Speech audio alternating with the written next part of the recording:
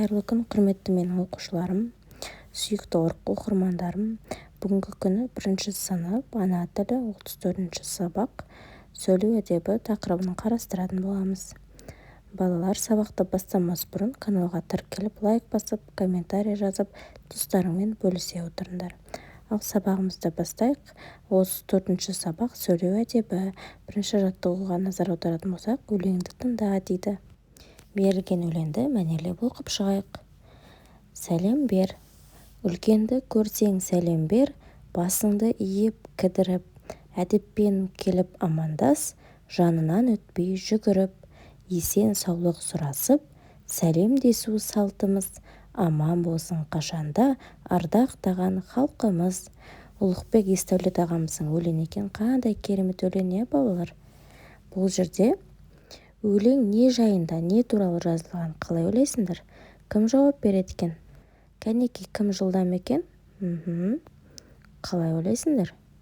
Жалпылама бізге берілген өлең, ол деген үлкен кісілермен арақатынаста, яғни ең бірінші сәлемдесу туралы айтылған екен. Әрқашанда сыйластық танытып, сыпайы болып, әдемі жеткізу, сәлемдесу, барлығы бір тәрбиенің бір бөлігі болып табылады екен, балалар. Ал екінші сұраққа, өзің үлкендермен қалай амандасасың дейді. Балалар, бізге кішкентай кезімізден бастап осы үлкен кісілермен амандасып, сыйласу деген ол бұрыннан қалыптасып келе жатқан нәрсе, құлаққа сіңімді, бұрыннан келе жатқан дүние. Жалпы үлкен кісілермен сәлеметсіз бе, қалыңыз қалай деп біз аман саулығын білетініміз. Балалар, есте сақтайтын жағдай, әрқашанда үлкен кісілермен аман саулығын білісіп, сәлемдесіп жүріңдер.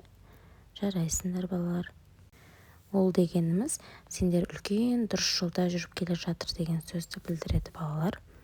Ал балалар, екінші жаттығуға назар аударайық. Мақалды көркем жаз. Мақалды мәнерлеп оқып көрейікші. Әдептілік белгісі иіліп сәлем бергені дейді. Балалар, осы мақалды дәптерімізге көркем түрде әдемілеп жазып аламыз. Жаңағы айтып өткендей, әдептілік белгісі иіліп сәлем бергені дейді.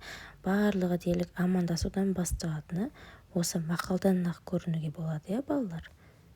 Ал балалар, сендерге тағы да ескертпе айтылған екен, соларды оқып шығайық. Сөйлеу әдебін біліп ал дейді. Ең біріншіден, үлкенді сыйла. Екіншіден, біреудің сөзін бөлме. Үшіншіден, асықпай, сыпайы сөйлес. Біріншіден, үлкенді сыйла дегеніміз әрқашанда тыңдап, оларды құрметтеп, сыпайы сөйлесіп, жақсы қарым-қатынаста болу. Ал екіншіден, біреудің сөзін бөлме дегеніміз, үлкендер сөйлеп жатқан кезінде олардың не айтқысы келгендерін толыққанды естіп біліп барып, бірақ сөйлеген жөн. Және де сөйлеу әдебіне асықпай, сыпайы сөйлеу қажет. Барлық ойынды жинақтап, толыққанды сараптап айту керек. Жарайсыңдар. Ал ендігі кезекте үшінші жаттығуға зер салайық. Жаңа кездескен адамдармен қалай амандасасың? Танысқан кезде қандай сөздерді қолданасың?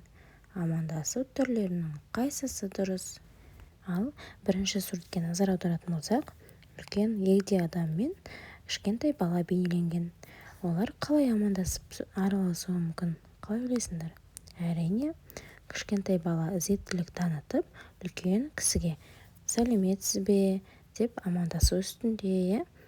Жарайсыңдар. Ал екінші суретке назар аударатын болсақ, қыз және бала бейнеленген екен. Олар мүмкін сыныптас, мүмкін достар, қатарлас, жастары қатар болуы мүмкін. Олар қалай амандасу үстінде? Олар бір-біріне сәлем, қалайсың, қалың қалай деген сынды амандасу түрін қолдану мүмкін.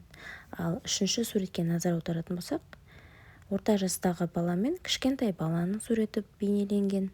Ер балдар арасында ассалаумағалейкум деп амандасуы мүмкін. Жарайсыңдар, балалар. Бүгінгі сабақ қызықты әрі көңілді өтті деген ойдамын. Барлығы түсінікті болды деп ойлаймын. Ал егер сұрақтарыңыз болса, комментарийге жаза кетіңіздер. Барлығына дерлік жауап беремін. Ал балалар, келесі сабаққа дейін кездескенше сау сәлеметте болыңыз.